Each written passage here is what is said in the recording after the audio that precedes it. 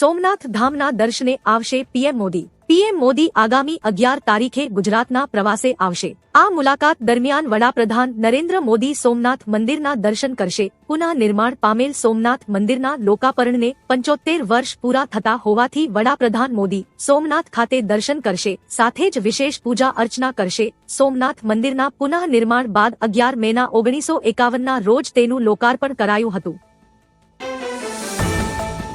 શુવેન્દુ અધિકારી બનશે પશ્ચિમ બંગાળના સીએમ. શુવેન્દુ અધિકારી પશ્ચિમ બંગાળના મુખ્યમંત્રી બનશે. માહિતી અનુસાર અમિત શાહની હાજરીમાં આજે કોલકાતામાં થયેલી બેઠકમાં શુવેન્દુ અધિકારીના નામની પુષ્ટિ કરવામાં આવી છે. શુવેન્દુ અધિકારીને નવા મુખ્યમંત્રી તરીકે ચૂંટવામાં આવ્યા હતા. માહિતી છે કે તેઓ આજે શનિવારે સવારે 11 વાગ્યે મુખ્યમંત્રી પદના શપથ લેશે.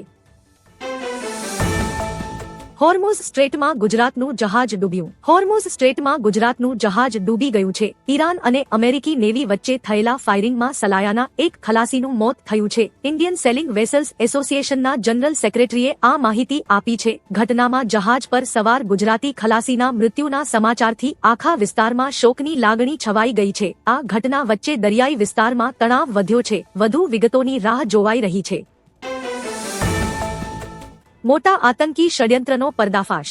દિલ્હી પોલીસે પાકિસ્તાન સમર્થિત શહઝાદ ભટ્ટી મોડ્યુલના 9 આતંકીઓની ધરપકડ કરી મોટું ષડયંત્ર નિષ્ફળ બનાવ્યું છે. આઈએસઆઈના ઇશારે આ આતંકીઓ દિલ્હીના ઐતિહાસિક મંદિર, હરિયાણાના સૈન્ય કેમ્પ અને દિલ્હી સોનીપત હાઈવેના પ્રખ્યાત ઢાબા પર હુમલાની તૈયારીમાં હતા. આરોપીઓએ આ સ્થળોની રેકી કરી પાકિસ્તાની હેન્ડલર્સને વિડીયો મોકલ્યા હતા. તેમની પાસેથી ભારે હથિયારો મળી આવ્યા છે.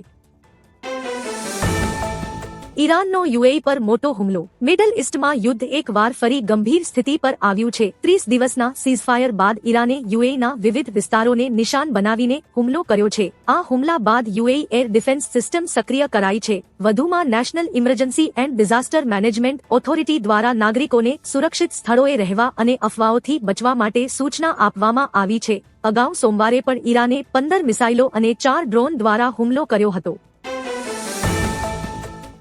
ડિગ્રી વગરનો બોગસ ડોક્ટર ઝડપાયો. રાજ્યમાં વધુ એક ડિગ્રી વગરનો ડોક્ટર ઝડપાયો છે. પંચમહાલના વાકડિયા ગામમાં બોગસ ડોક્ટર મળી આવ્યો છે. આ ડિગ્રી વગરનો ડોક્ટર ગામમાં પ્રેક્ટિસ કરતો હતો. લોકોના સ્વાસ્થ્ય સાથે ચેડા કરવા બદલ કડક કાર્યવાહી કરવામાં આવી છે. વધુ તપાસ કરતા ડિગ્રી વગરનો ડોક્ટર પશ્ચિમ બંગાળનો હોવાનું સામે આવ્યું છે. ઘટનાની જાણ પોલીસને કરતા પોલીસે રેડ પાડી આ બોગસ ડોક્ટરની ધરપકડ કરી હતી. રેલવેની ટિકિટ બુકિંગમાં થશે મોટો બદલાવ. ભારતીય રેલવે 1986 થી કાર્યરત તેના 40 વર્ષ જૂના રિઝર્વેશન સિસ્ટમને આધુનિક એઆઈ ટેકનોલોજીથી અપગ્રેડ કરી રહ્યું છે. ઓગસ્ટથી ટ્રેનો નવા હાઈટેક મોડ્યુલ પર શિફ્ટ થશે જે મુસાફરોને વેટિંગ ટિકિટ કન્ફર્મ થવાની સંભાવના જણાવશે. રેલ મંત્રીએ આ પ્રક્રિયાને પારદર્શક બનાવવા નિર્દેશ આપ્યા છે. હાલ 88 બુકિંગ ઓનલાઈન થાય છે અને રેલવેની નવી એપ રેલ વનના ડાઉનલોડ્સ 3.5 કરોડને પાર પહોંચી ગયા છે.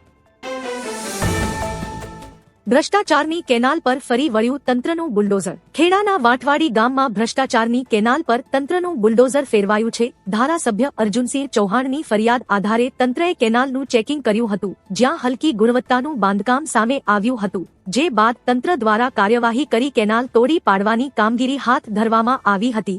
અનેક રજૂઆતો બાદ આખરે તંત્રએ કામગીરી શરૂ કરી છે. કોલકાતામાં ભવ્ય શપથગ્રહણ સમારોહ. પશ્ચિમ બંગાળના નવા સીએમ તરીકે શુવેન્દુ અધિકારીના નામની જાહેરાત થઈ ચૂકી છે. રાજ્યપાલ તરફથી સરકાર બનાવવાનું આમંત્રણ મળ્યા બાદ આવતીકાલે શનિવારે સવારે 11 વાગ્યે કોલકાતામાં શુવેન્દુ અધિકારીનો ભવ્ય શપથગ્રહણ સમારોહ થશે. બીજેપીના વિધાનસભા ચૂંટણીમાં 2/3 વધારેની પ્રચંડ બહુમતી મળી અને પશ્ચિમ બંગાળમાં પહેલીવાર ભાજપ સરકાર બનવા જઈ રહી છે. બંગાળના લોકોને હું પ્રણામ કરું છું. ગૃહમંત્રી અમિત શાહ બીજેપીના નિરીક્ષક તરીકે બંગાળ પહોંચી ગયા છે, જ્યાં એરપોર્ટ પર ભાજપના નેતાઓ દ્વારા ભવ્ય સ્વાગત કરવામાં આવ્યું હતું. આ દરમિયાન એરપોર્ટથી નીકળતા સમયે ભારે સંખ્યામાં લોકો અમિત શાહને મળવા માટે આતુરતાથી રાહ જોતા જોવા મળ્યા હતા. વધુમાં અમિત શાહે આ તસવીરોને શેર કરતા લખ્યું કે બંગાળે ભાજપને જે અપાર સ્નેહ, વિશ્વાસ અને સમર્થન આપ્યું તેના માટે બંગાળના લોકોને હું પ્રણામ કરું છું. હવામાન વિભાગની ઘાતક આગાહી. હવામાન વિભાગે 12 થી વધુ રાજ્યોમાં ભારે વરસાદની આગાહી કરી છે. 8 થી 13 તારીખ સુધી ઉત્તર પ્રદેશ, હિમાચલ, ઉત્તરાખંડ, પંજાબ, હરિયાણા, રાજસ્થાન, બિહાર, ઝારખંડ, ઓડિશા, બંગાળ, કેરળ, તમિલનાડુ અને પુડુચેરીમાં ગાજવીજ સાથે વરસાદની સંભાવના વ્યક્ત કરવામાં આવી છે। આ દરમિયાન 40 થી 70 કિમી કલાકની ઝડપે પવન ફૂંકાશે, જ્યારે દિલ્હી, પશ્ચિમી રાજસ્થાન અને ગુજરાતમાં 9 થી 13 મે દરમિયાન કાળઝાળ ગરમીનું એલર્ટ અપાયું છે। અંકલેશ્વર જીઆઈડીસીની કેડિલા કંપનીમાં પ્રચંડ બ્લાસ્ટ બાદ ભીષણ આગ। અંકલેશ્વર જીઆઈડીસીમાં આવેલી જાણીતી કેડિલા ફાર્માસ્યુટિકલ્સ કંપનીના MPP2 પ્લાન્ટમાં બપોરે પ્રચંડ બ્લાસ્ટ થયો હતો। સોડિયમ કાર્બોનેટ લોડિંગ દરમિયાન બનેલી આ અકસ્માતમાં જોરદાર આગ ફાટી નીકળી હતી। ઘટનામાં 2 કામદારો ગંભીર રીતે દાઝી ગયા છે। તેમને પ્રાથમિક સારવાર માટે ભરૂચ હોસ્પિટલ લઈ જવાયા બાદ વધુ સારવાર અર્થે વડોદરા રિફર કરવામાં આવ્યા છે। તેમની હાલત નાજુક છે। અમિત શાહે દક્ષિણેશ્વર કાલી મંદિરમાં પૂજા અર્ચના કરી। કેન્દ્રીય ગૃહમંત્રી અમિત શાહે કોલકાતાના પ્રખ્યાત દક્ષિણેશ્વર કાલી મંદિરમાં પૂજા અર્ચના કરી હતી। ગૃહમંત્રી અમિત શાહના પશ્ચિમ બંગાળના પ્રવાસ દરમિયાન તેમને હુગલી નદીના તટ પર સ્થિત આ મંદિરમાં દેવી કાલીના આશીર્વાદ લીધા અને રાજ્યમાં શાંતિ અને સમૃદ્ધિની કામના કરી હતી। આ દરમિયાન ભાજપના વરિષ્ઠ નેતાઓ પણ હાજર રહ્યા હતા। કચ્છના દરિયાઈ સીમાડેથી ચરસના વધુ 20 બિનવારસી પેકેટ મળ્યા। ભારતીય કોસ્ટગાર્ડની ટીમે શેખરણપીર ટાપુ નજીક દરિયામાંથી 20 પેકેટ ચરસ કબજે કર્યા છે। રૂટીન પેટ્રોલિંગ દરમિયાન મળેલા આ બિનવારસી પેકેટોને કોસ્ટગાર્ડે જપ્ત કરી આગળની કાર્યવાહી હાથ ધરી છે। છેલ્લા કેટલાક દિવસોથી કચ્છના દરિયા કિનારે સતત નશીલા પદાર્થોના પેકેટો મળી રહ્યા છે। આ ઘટનાઓને પગલે કોસ્ટગાર્ડ, BSF અને મરીન પોલીસે સંયુક્ત પેટ્રોલિંગ વધારી દીધું છે। થલાપતી આજે સવારે શપથ લેશે। થલાપતીની સરકાર હવે તમિલનાડુમાં કાર્યભાર સંભાળવા માટે તૈયાર છે। TVKના વડા વિજય આજે સવારે 11 વાગ્યે મુખ્યમંત્રી તરીકે શપથ લેશે। તમિલનાડુને વિજયમાં નવા મુખ્યમંત્રી મળશે। રાજ્યપાલ રાજેન્દ્ર વિશ્વનાથ આર્લેકરે આખરે મોડી સાંજે તેમને સરકાર બનાવવા માટે આમંત્રણ આપ્યું હતું। સૂત્રોના જણાવ્યા અનુસાર કોંગ્રેસ નેતા રાહુલ ગાંધી પણ તમિલનાડુમાં મુખ્યમંત્રીના શપથ ગ્રહણ સમારોહમાં હાજરી આપી શકે છે। બંગાળમાં ફરી બોમ્બ વિસ્ફોટ। બંગાળમાં ચૂંટણીમાં ભાજપની જીત બાદ સતત હિંસા વધી રહી છે। શુવેન્દુ અધિકારીના પીએની હત્યા બાદ હવે આરજી કર બળાત્કાર પીડિતાની માતાના ઘર નજીક બોમ્બ વિસ્ફોટ થયો। આ વિસ્ફોટમાં 5 ભાજપના કાર્યકરો ઘાયલ થયા છે। માહિતી અનુસાર પાનીહાટી વિસ્તારમાં આવેલી સેન્ટ ઝેવિયર્સ ઇન્સ્ટિટ્યુશન નજીક અચાનક બોમ્બ વિસ્ફોટ થયો હતો। ઘટનાને લઈને સમગ્ર વિસ્તારમાં તણાવનું વાતાવરણ સર્જ્યું છે।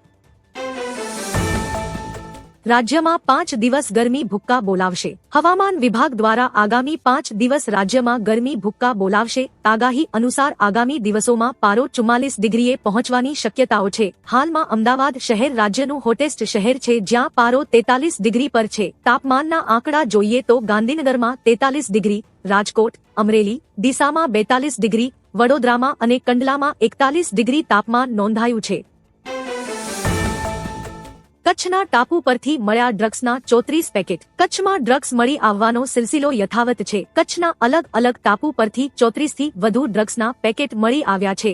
BSF અને પોલીસને પેટ્રોલિંગ દરમિયાન કચ્છના ખિદ્રત ટાપુ પરથી 10 પેકેટ, મોટા પીરબેટ પરથી 7 પેકેટ, માંડવીના પાંચોટિયા નજીકથી 7 પેકેટ અને કુંડી બેટ પરથી 10 પેકેટ મળી કુલ 34 ડ્રગ્સના પેકેટ મળી આવ્યા છે। બિનવારસી પેકેટને લઈને હાલમાં સુરક્ષા એજન્સીઓ તપાસ શરૂ કરી છે।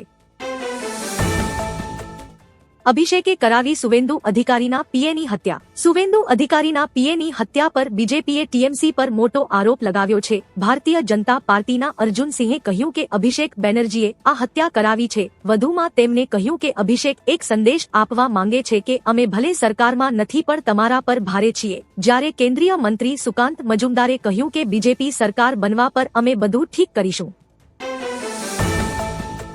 સુરતની એસબીઆઈમાં 50 લાખ લૂંટ કેસમાં આરોપીનું હાફ એન્કાઉન્ટર। સુરત એસબીઆઈ બેંકમાંથી 50 લાખની લૂંટના કેસમાં ક્રાઇમ બ્રાન્ચે મોટી કાર્યવાહી કરી છે। મુખ્ય આરોપી શુભમે ફુરસદ ગામ પાસે પોલીસ પર ફાયરિંગ કરવાનો પ્રયાસ કરતા એસીપી કિરણ મોદીએ વળતું ફાયરિંગ કર્યું। રિકન્સ્ટ્રક્શન દરમિયાન આરોપી લૂંટમાં વપરાયેલી ગન કાઢવા ગયો હતો। ઘટનામાં શુભમને પગમાં ગોળી વાગી છે। તેને પોલીસ પ્રોટેક્શન હેઠળ સુરત સિવિલ હોસ્પિટલમાં સારવાર માટે લઈ જવામાં આવ્યો છે।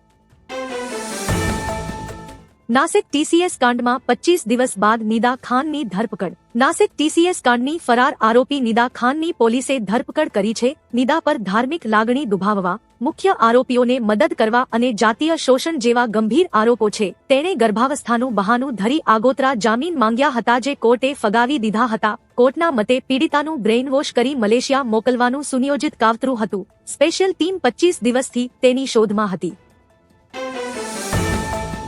વિજયનું તમિલનાડુના સીએમ બનવું નિશ્ચિત. તમિલનાડુમાં અભિનેતા વિજયનું મુખ્યમંત્રી બનવું લગભગ નિશ્ચિત થયું છે. તેમની પાર્ટી ટીવીકેને કોંગ્રેસ, લેફ્ટ પાર્ટીઓ અને વીસીકેનું સમર્થન મળ્યું છે. આ સાથે ટીવીકે પાસે બહુમતી માટે જરૂરી 118 ધારાસભ્યો પૂરા થઈ ગયા છે. સાંજે આ અંગે આધિકારિક જાહેરાત થઈ શકે છે. વિજયના સીએમ પદની તૈયારીઓને અંતિમ રૂપ આપવામાં આવી રહ્યું છે.